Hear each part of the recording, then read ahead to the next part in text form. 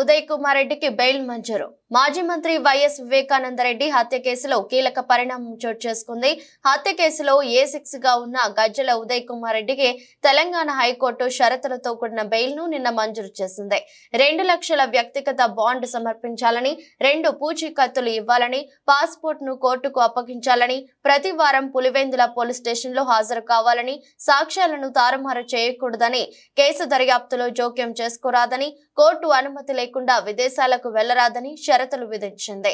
Court విధించిన షరతులను ఉల్లంఘిస్తే ఉదయ్ కుమార్ రెడ్డి బెయిల్ రద్దు చేయాలని సిబిఐ, వైఎస్ సునీత కోర్టుకు కోరవచ్చని తెలిపింది.